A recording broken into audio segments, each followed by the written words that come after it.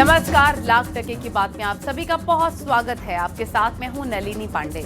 नमस्कार, मैं हूं आपके साथ में मनदीप। लाख टके की बात में आज बात करेंगे एसपी के पीडीए फॉर्मूले में मुस्लिम वोटर्स पर सियासत जारी है। शिवपाल ने जहां पर एआईएमआईएम से गठबंधन के अटकलों से इनकार कर दिया, तो वहीं एआईएमआईएम ने पीडीए पर सवाल उठा दिए। इसके साथ ही बात करेंगे शंकराचार्य विवाद पर। सीएम योगी ने इशारों ही इशारों में अविमुक्तेश्वरानंद को नसीहत दी है। उन्होंने कहा कि सन्यासी के लिए धर्म और राष्ट्र से बढ़कर कुछ नहीं होता। वहीं अविमुक्तेश्वरानंद ने भी इस पर जवाब दिया। और इसी के साथ ही बात करेंगे हरियाणा के सोनीपत पहुंचे सीएम योगी आदित्यनाथ ने कहा कि सनातन का हित ही देश हित है। साथ ही कहा कि दुश्मनों को अब कब्र के लिए भी जगह नहीं मिल रही है। इसके साथ ही बात होगी अयोध्या में राम मंदिर प्राण प्रतिष्ठा को पूरे 2 साल पूरे हो गए। रामलला के मंदिर में विराजमान होने के बाद अयोध्या की तकदीर भी पूरी तरीके से कैसे बदल गई है, ये भी आपको दिखाएंगे। तो चलिए खबरों की शुरुआत करते हैं और खबरें दिखाते हैं विस्तार के साथ।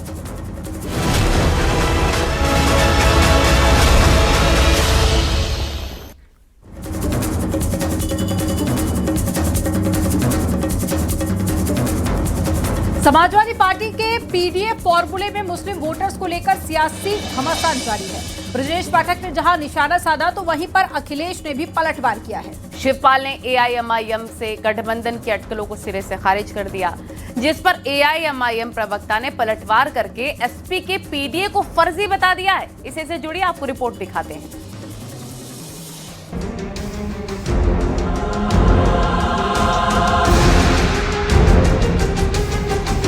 बीजेपी लगातार समाजवादी पार्टी के पीडीए पर निशाना साध रही है। डिप्टी सीएम ब्रजेश पाठक ने कहा कि समाजवादी पार्टी सिर्फ मुस्लिमों को डरा धमकाकर उनका वोट बटोरती है। अगर मुस्लिम समाज एसपी का साथ छोड़ दे तो कभी प्रधान भी नहीं बन पाएंगे। केवल जाति आधारित पार्टियां हैं। अगर समाजवादी पार्टी को मुस्लिम समाज छोड़ दे तो ये 2 टके की पार्टी रह जाएगी, प्रधान नहीं जिता पाएगी।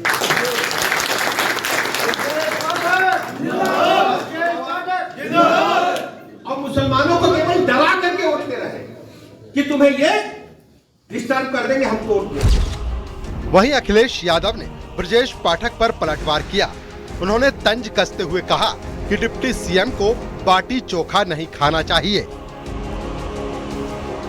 उन्हें जाकर के शंकराचार्य को चरणों में लौट जाना चाहिए। ये जिनके बारे में हमें बता रहे हो आप, हम उनके लिए एक ही सलाह है हमारी। एक तो बाटी चोखा ना खाएं। बाटी चोखा खाया तो 3 जो प्रतिमाएं लगी हैं वैसे खड़ा होना पड़ेगा उन्हें, ना हिलो न डुलो न बोलो। उधर एसपी महासचिव शिवपाल यादव ने एआईएमआईएम से गठबंधन को लेकर बड़ा बयान दिया है। शिवपाल यादव ने कहा कि उन्हें एआईएमआईएम की कोई जरूरत नहीं है। एसपी हमेशा अकेले दम पर ही सरकार बनाती है। जरूरत है आप लोग को एमआईएम या आप लोग को? नहीं, कोई जरूरत नहीं। तो रोकेंगे कैसे सर आप? समाजवादी पार्टी को कोई जरूरत नहीं है। शिवपाल यादव के बयान पर एआईएमआईएम ने भी पलटवार किया है। उन्होंने कहा कि एसपी का पीडीए झूठा है, वो मुसलमानों को धोखा दे रहे हैं। मैं चुनौती के साथ शिवपाल यादव जी, अखिलेश यादव जी और उनकी पार्टी से एक बात कहता हूं कि अगर उनको इतना अहंकार है तो हमारे बगैर, हमारे वोट के बगैर 100 सीट जिता करके मेरे समाज के बगैर दिखाएं 2027 में, और फिर 2032 में हमसे आप वोट मांगने आइएगा। और उत्तर प्रदेश के मुसलमान अब दरी नहीं बिछाएगा, अब्दुल दरी नहीं बिछाएगा, अपने लिए कुर्सी लगाएगा, उस कुर्सी पे गर्व से बैठेगा। मुस्लिम वोटों को लेकर एसपी जहां पीडीए फॉर्मूले पर दांव लगा रही है, वहीं एआईएमआईएम से गठबंधन से साफ इनकार कर दिया है। बीजेपी की तरफ से भी वार पलटवार जारी है। Bureau report, news 18, UP Uttarakhand.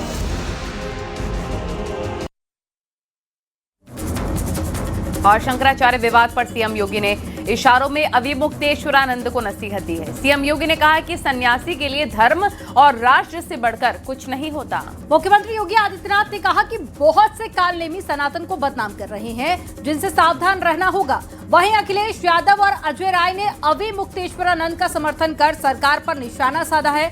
आपको रिपोर्ट में दिखाते हैं।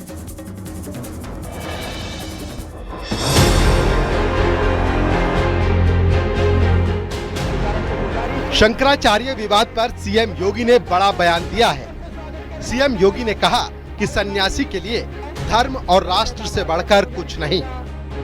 सन्यासी की व्यक्तिगत संपत्ति नहीं होती। धर्म की आड़ में साजिश की जा रही है। सनातन को कमजोर करने की साजिश हो रही है। बहुत से कालनेमी जो सनातन को बदनाम कर रहे हैं। सनातन को कमजोर करने वालों से सावधान रहना होगा। धर्म ही उसकी प्रॉपर्टी है, राष्ट्र ही उसका स्वाभिमान है। अगर कोई राष्ट्रीय स्वाभिमान को चुनौती देता है तो हमें खुल करके उसके सामने आकर के खड़ा हो जाना चाहिए, उसकी चुनौती का मुकाबला करने के लिए खड़ा होना चाहिए। कोई धर्म के खिलाफ आचरण करता है, क्योंकि ऐसे तमाम कालनेमी होंगे जो धर्म की आड़ में सनातन धर्म को कमजोर करने की साजिश रच रहे होंगे। हमें उनसे सावधान होना होगा, उनसे सतर्क रहना होगा। प्रयागराज के माघ मेले में स्वामी अविमुक्तेश्वरानंद को मेला प्रशासन की ओर से एक और नोटिस भेजा गया है। अविमुक्तेश्वरानंद को 18 जनवरी को ही नोटिस भेजा गया था। बैन के बावजूद बग्घी लेकर जाने का जिक्र किया गया। शंकराचार्य के नाम से बोर्ड लगाने पर सवाल पूछा गया है। नोटिस में लिखा गया है कि शंकराचार्य का विवाद सुप्रीम कोर्ट में लंबित है। ऐसे में प्रशासन ने पूछा है कि क्यों न आपको बैन कर दिया जाए। इस नोटिस के खिलाफ स्वामी अविमुक्तेश्वरानंद ने भी अपना जवाब भेजा है। 3 पेज में मेला प्राधिकरण को जवाब भेजा है। अविमुक्तेश्वरानंद के स्नान के लिए पैदल चले जाने पर जहां संतों ने सवाल उठाए हैं, वहीं अब स्वामी अविमुक्तेश्वरानंद ने भी जवाब दिया है। नियम यह है कि गंगा तक रथ से नहीं जाया जाता। जब पुलिस ने रोका था उनको कि आप मत जाइए, हम लोग स्वयं संगम में पैदल जाते हैं, तो अन्याय उन्होंने किया था। बिल्कुल ठीक सरकार ने नोटिस दिया।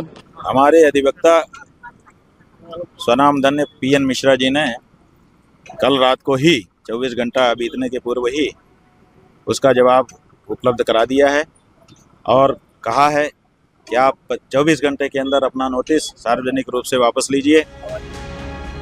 सपा प्रमुख अखिलेश यादव और यूपी कांग्रेस अध्यक्ष अजय राय ने सरकार पर निशाना साधा है। पूजनीय शंकराचार्य जी के पक्ष में तमाम सनातनी और पूरे देश के सनातनी उनके पक्ष में हैं। भारतीय जनता पार्टी जो अधर्म करा रही है, भारी मन से अधिकारी भी नहीं करना चाहते हैं। समाज के अंदर बना रखी है, जो सनातन की सरकार बनती है, ये सबसे ज्यादा अगर सनातन का अहित किया तो ये सरकार योगी और इनकी मोदी की सरकार ने किया। काशी के दरबार में, बाबा विश्वनाथ के दरबार में सारे के सारे मंदिर तोड़े गए। अहित किया तो ये सरकार योगी और इनकी मोदी की सरकार ने किया। काशी के दरबार में, बाबा विश्वनाथ के दरबार में सारे के सारे मंदिर तोड़े गए। स्वामी अविमुक्तेश्वरानंद को लेकर सियासत भी तेज है। लखनऊ में समाजवादी पार्टी कार्यालय के सामने स्वामी अविमुक्तेश्वरानंद के समर्थन में पोस्टर लगे हैं। पोस्टर पर लिखा है, शंकराचार्य का अपमान नहीं सहेगा Hindustan. Bureau report, news 18, UP Uttarakhand.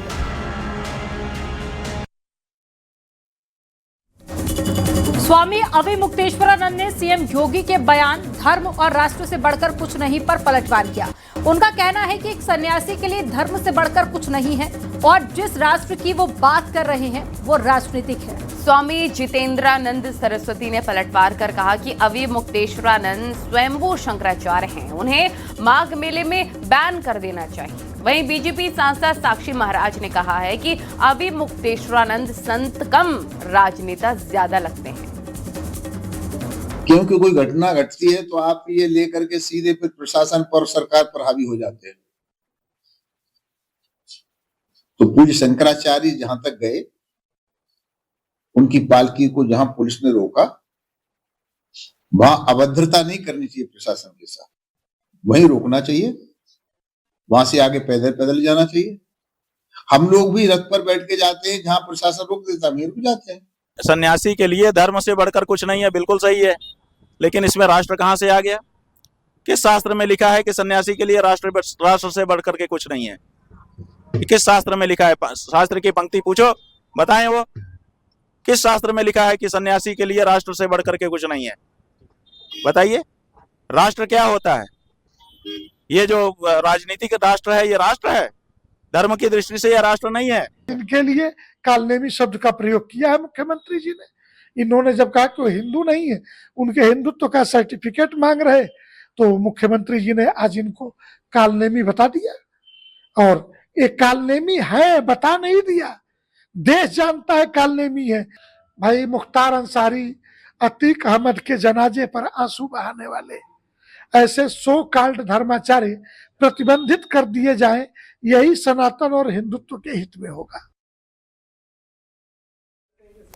माघ मेले में शंकराचार्य के विवाद पर डिप्टी सीएम केशव प्रसाद मौर्य का बयान सामने आया। केशव मौर्य ने स्वामी अविमुक्तेश्वरानंद सरस्वती से स्नान करने की प्रार्थना की है। डिप्टी सीएम केशव प्रसाद मौर्य का कहना है कि मामले की जांच कराई जाएगी। केशव प्रसाद मौर्य की शंकराचार्य से अपील है कि वो माघ मेले में स्नान करें।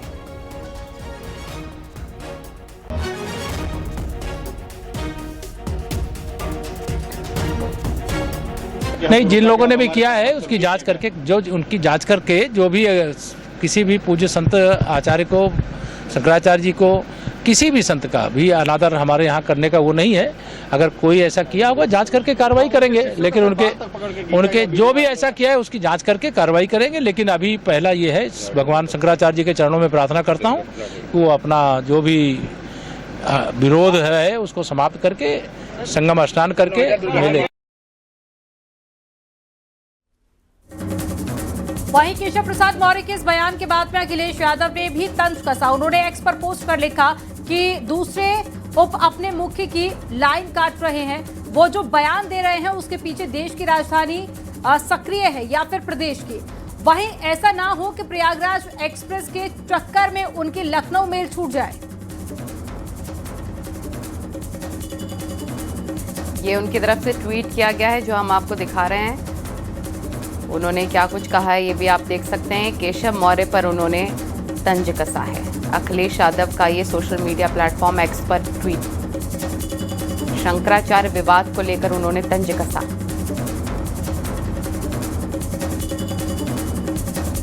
और सोनीपत में बाबा नागेधाम मुरथल पहुंचे यूपी सीएम योगी ने मूर्ति प्राण प्रतिष्ठा और आठमान भंडारे में शिरकत की है। इस मौके पर सीएम योगी ने कहा कि सनातन की मजबूती से ही देश मजबूत होगा। सीएम योगी ने कहा कि सनातन का हित ही देश हित है। और देश के दुश्मनों को लेकर भी सीएम योगी आदित्यनाथ ने कहा कि दुश्मनों को अब कब्र की जगह भी नहीं मिलती है। आपको इस रिपोर्ट में दिखाते हैं।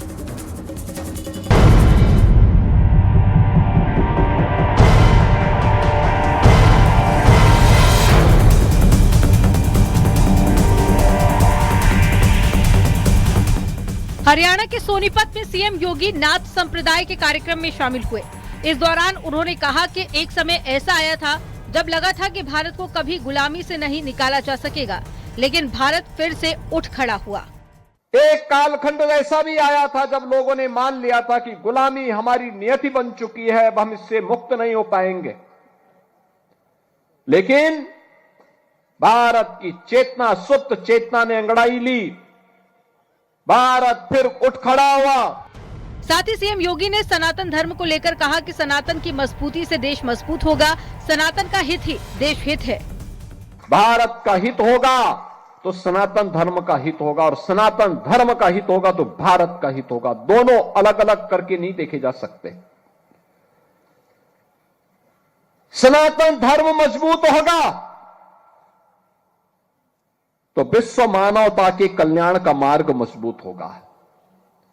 सनातन धर्म की मजबूती के लिए भारत की मजबूती आवश्यक है। वहीं देश के दुश्मनों को लेकर सीएम योगी ने करारा जवाब दिया। उन्होंने कहा कि दुश्मनों को अब कब्र की भी जगह नहीं मिलती। मोदी जी के नेतृत्व में अगर किसी दुश्मन ने दुस्साहस किया तो उसमें मिट्टी में मिलाने की सामर्थ्य आज भारत के अंदर है, भारत के बहादुर जवानों के अंदर है। भारत की सेना, भारत के अर्धसैनिक बल के जवान, भारत के पुलिस के जवान उस दुश्मन को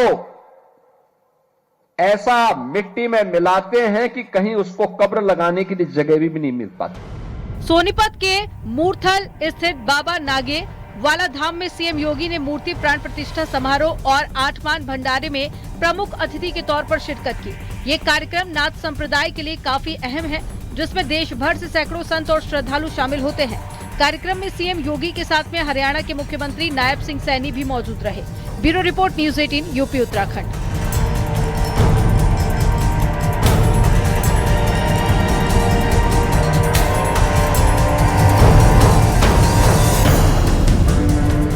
उत्तराखंड के दौरे पर रहे केंद्रीय गृह मंत्री अमित शाह गायत्री परिवार के शताब्दी वर्ष समारोह में शामिल हुए। इस दौरान अमित शाह ने कहा कि देवभूमि आकर आनंद की अनुभूति होती है। अमित शाह ने कहा कि ये कुंभ क्षेत्र और सप्त ऋषियों की तपोभूमि भी है। वहीं अमित शाह ने कहा कि युग परिवर्तन के लिए हर व्यक्ति का बदलना जरूरी है। हम बदलेंगे तभी युग बदलेगा। अमित शाह ने आगे कहा कि अयोध्या में भव्य राम मंदिर बन गया है। सोमनाथ का मंदिर 16 बार टूटा फिर बना। सनातन की धर्म ध्वजा चारों ओर लहरा रही है। साथ ही केंद्रीय गृह मंत्री अमित शाह ने कहा, पहले लोग हिंदुत्व की बात करने में झिझकते थे, आज गर्व से हिंदुत्व की बात हो रही है। इसकी राह देखते थे। 550 साल से रामलल्ला अपमानित अवस्था में बैठे थे, वहां आज अयोध्या में भव्य मंदिर का निर्माण हो। औरंगजेब ने तोड़ा हुआ काशी विश्वनाथ कॉरिडोर आज फिर से बन चुका है। 16 बार टूटने के बाद आज सोमनाथ का मंदिर दैदीप्यमान होकर सनातन की भगवी ध्वजा को शिखर तक पहुंचा। धारा 370 हट चुकी है। देश कॉमन सिविल कोड के रास्ते पर आगे बढ़ चुका है। और आज एक जमाने में हिंदुत्व की बात करने में भी लोग झिझकते थे, आज गर्व से हमारी संस्कृति और हमारे धर्म की बात करते हैं। अयोध्या में राम मंदिर प्राण प्रतिष्ठा को ठीक 2 साल पूरे हो गए। रामलला के मंदिर में विराजमान होने के बाद अयोध्या की तकदीर भी पूरी तरीके से बदल गई है। भारी संख्या में श्रद्धालु के आने से यूपी की अर्थव्यवस्था को भी रफ्तार मिली है। पर्यटन, होटल और साथ ही परिवहन और व्यापार का विस्तार हुआ है। मंदिर परिसर से लेकर सरयू घाट तक भक्ति उत्साह का माहौल है। आपको इस रिपोर्ट में दिखाते हैं।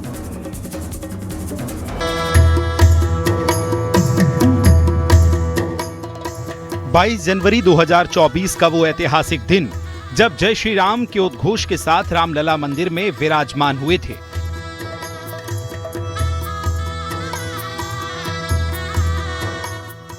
प्राण प्रतिष्ठा को 2 साल पूरे हो गए हैं। प्राण प्रतिष्ठा के बाद से ही अयोध्या की तकदीर बदल गई। पिछले साल नवंबर में राम मंदिर पर धर्म ध्वजारोहण हुआ। प्रथम तल पर अब राम दरबार विराजमान है।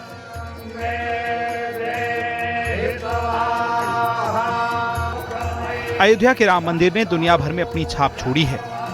अब तक करोड़ों लोग रामलला के दर्शन के लिए आ चुके हैं। रोजाना 1 लाख से ज्यादा श्रद्धालुओं की भीड़ यहाँ नजर आती है। कैसा लगा रामलला का दर्शन किया? बहुत अच्छा लगा। अंदर दर्शन की व्यवस्थाएं ठीक है जी। कितना बदली अयोध्या इस दरमियान 2 सालों में? बहुत बदल चुका है। आज अच्छा हो गई अयोध्या। हाँ। कैसा लगा? दर्शन हुआ? बहुत अच्छा लगा। दर्शन अच्छे से हो गया? बहुत। आज 2 साल पूरा हुआ है मंदिर का। हाँ। कैसा लगा दर्शन करके? वो बढ़िया लगा। अम्मा दर्शन हो गया है? हाँ, दर्शन हो गया, संतुष्ट हो गए। बस इतना ही, अब परिवार अच्छा रहे। भारी संख्या में श्रद्धालुओं के आने से यूपी की अर्थव्यवस्था को रफ्तार मिली है। पर्यटन, होटल, परिवहन और व्यापार का विस्तार हुआ है। प्राण प्रतिष्ठा की दूसरी वर्षगांठ पर मंदिर परिसर से लेकर सरयू घाट तक भक्ति और उत्साह का माहौल है। राम मंदिर सिर्फ आस्था का केंद्र नहीं बल्कि वैश्विक पहचान और आर्थिक बदलाव की सबसे बड़ी धुरी बन चुका है। अयोध्या हर मामले में विकास की तरफ जा रही है। धार्मिक भी, आर्थिक, सभी तरह से हर्षोल्लास अयोध्या में। अयोध्या आनंदमय व्यतीत हो रहा है। कैसे देख रहे हैं? बहुत अच्छा लग रहा है और राम जी विराजित हुए, इसके कारण से सारे लोगों में प्रसन्नता है, अति उत्साह चल रहा है। भगवान श्री राम के लिए पंचधातु से बना धनुष अयोध्या पहुंचा है। उड़ीसा से हजारों किलोमीटर की यात्रा तय कर रामनगरी लाया गया। करीब 286 किलो वजनी कोदंड उड़ीसा से 2 जनवरी को रवाना हुआ था। इसे सोना, चांदी, तांबा, लोहा और जिंक जैसी पंच धातुओं से तैयार किया गया है। इसकी लंबाई करीब 8 फीट और चौड़ाई 2.5 फीट है। कोदंड पर कारगिल युद्ध सहित भारतीय सेना की वीरता की गाथाएं अंकित हैं। यह आज बाकायदा उड़ीसा के लोगों की तरफ से भगवान रामलला को समर्पित किया गया, जहां कार्यक्रम में इसको व्यवस्थित ढंग से रखा गया है। राम मंदिर ट्रस्ट के सदस्यों ने इसे स्वीकारा है। और का धनुष है जिसमें हम लोगों ने 5 धातु इसमें इस्तेमाल किए हैं, जो सोना, चांदी और इसमें लगा है तांबा, जिंक और लोहा। 5 धातु के धनुष जो भगवान श्री राम के चरणों में हम लोग लेके आए हैं उड़ीसा से। और इसका नारा हम लोग जो स्टार्ट किए थे, एक परिक्रमा जो स्टार्ट किए थे राउरकेला से, ये नारा लगा के सब कुछ छोड़ो सनातनियों को जोड़ो। और इसमें हम लोग उड़ीसा से हजार नहीं, लाखों नहीं, करोड़ों लोगों को जोड़े। और इस यात्रा आज आके हम लोग का यहाँ पे अयोध्या के पावन भूमि में पहुँचा है और हम लोग श्री राम के चरणों में आके पहुँच गए हैं। ओडिशा में सनातन संस्कृति को मजबूत करने और लोगों को धर्म से जोड़ने के उद्देश्य से इस कोदंड की यात्रा निकाली गई थी। अयोध्या से निमिष गोस्वामी के साथ ब्यूरो रिपोर्ट, न्यूज़ 18।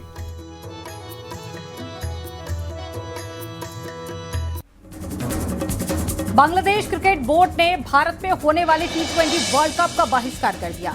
अब बोर्ड ने मैचों को श्रीलंका स्थानांतरित करने की मांग की थी, जिसे आईसीसी ने ठुकरा दिया है। अब ग्रुप सी में स्कॉटलैंड की जगह मिल सकती है स्कॉटलैंड को, और पाकिस्तान के पूर्व कप्तान राशिद लतीफ ने पाकिस्तान को भी बांग्लादेश के समर्थन में टूर्नामेंट का बहिष्कार करने का सुझाव दे दिया है। इसी से जुड़ी आपको रिपोर्ट दिखाते हैं।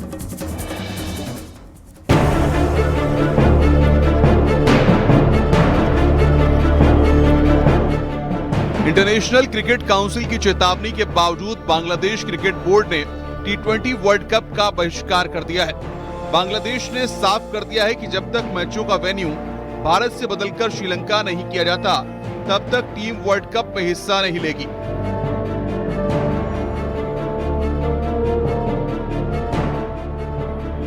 खिलाड़ियों के साथ अहम बैठक के बाद बांग्लादेश के खेल सलाहकार आसिफ नजरुल ने आईसीसी पर गंभीर आरोप लगाए। उन्होंने कहा कि आईसीसी ने बांग्लादेश के साथ न्याय नहीं किया, खिलाड़ियों की सुरक्षा को नजरअंदाज किया जा रहा है। बांग्लादेश सरकार, क्रिकेट बोर्ड और खिलाड़ी तीनों एक मत हैं। सुरक्षा से किसी भी हालत में समझौता नहीं किया जाएगा। आसिफ नजरुल ने साफ शब्दों में कहा है कि हम किसी के दबाव में नहीं झुकेंगे। बोर्ड का कहना है कि मौजूदा हालात में भारत जाकर खेलना सुरक्षित नहीं, इसलिए वेन्यू बदलकर श्रीलंका किया जाना चाहिए। आईसीसी ने पहले ही साफ कर दिया था कि टूर्नामेंट के मैच भारत से बाहर नहीं ले जाएंगे। बावजूद इसके बांग्लादेश ने अपने फैसले से पीछे हटने से इनकार कर दिया है। আমাদের খেলোয়াড়দের সাথে বোর্ডের সব সময় যোগাযোগ ছিল, ঠিক আছে। আমার সাথে যোগাযোগ তো আমার তো বোর্ড আছে, আমার তো মন্ত্রণালয় আছে। আর আপনাদেরকে আমি স্পষ্টভাবে জানিয়ে দেই, এই যে সিকিউরিটি রিস্কের কথা বিবেচনা করে ভারতে বিশ্বকাপ না খেলা, এটা আমাদের সরকারের সিদ্ধান্ত। কোনো একটা দেশের মানুষ অন্য একটা দেশে গেলে সিকিউরিটি রিস্ক আছে কিনা সেটা সরকার বিবেচনা করে দেখে, এটা অন্য কারো বিবেচনার স্কোপ নাই। T20 वर्ल्ड कप के शेड्यूल के मुताबिक पहले बांग्लादेश को ग्रुप सी में रखा गया था। इसके पहले 3 मैच कोलकाता में होने थे। इसके बाद बांग्लादेश को अपना आखिरी ग्रुप मैच 17 फरवरी को मुंबई में नेपाल के खिलाफ खेलना था। बांग्लादेश क्रिकेट बोर्ड के पास इतना दमखम नहीं है कि वो एकदम से उलट पुलट कर दे। इतना बड़ा वर्ल्ड कप का मैच है, वर्ल्ड कप टूर्नामेंट है, इतने दिन से तैयारी चल रही है और काफी लॉजिस्टिक नाइटमेयर है आईसीसी के लिए। देखिए, अगर और आप एंड में आके बोलें कि हम ये करेंगे, ऐसा नहीं करेंगे, तो वो पॉसिबल ही नहीं है। अभी हमने देखा चैंपियंस ट्रॉफी में बहुत मुसीबत हुई थी, जहाँ की थोड़ी कम मैचेस थे। अब वर्ल्ड कप में इतने सारे मैचेस हैं और मुझे लगता है सिक्योरिटी का जो इशू है वो इंडिया में होने वाला नहीं है। जो हाल चल रहा है वो ऐसी बात नहीं है। हमारे यहाँ पे फुल प्रूफ सिक्योरिटी होती है, ऐसी बात नहीं है। और आपका कप्तान ही हिंदू है, तो मुझे लगता है बांग्लादेश वालों को तो एक ये ऑलिव ब्रांच की तरह यूज करना चाहिए इस टूर्नामेंट को। और ये होना ही था, क्योंकि अगर वो ज्यादा हार्ड बॉल प्ले करेंगे, क्योंकि उनके जो कंसर्न्स हैं वो अलाइन नहीं होते हैं आईसीसी के साथ। आईसीसी ने साफ किया था कि भारत के किसी भी आयोजन स्थल पर बांग्लादेशी खिलाड़ियों, अधिकारियों या फैंस की सुरक्षा को लेकर कोई विश्वसनीय खतरा नहीं है, इसलिए मुकाबले तय शेड्यूल के अनुसार ही होंगे। लेकिन बांग्लादेश सुरक्षा के मुद्दे पर अड़ा हुआ है। बांग्लादेश के टूर्नामेंट से हटने पर स्कॉटलैंड की टीम वर्ल्ड कप में शामिल हो सकती है। Bureau report, news 18, UP Uttarakhand.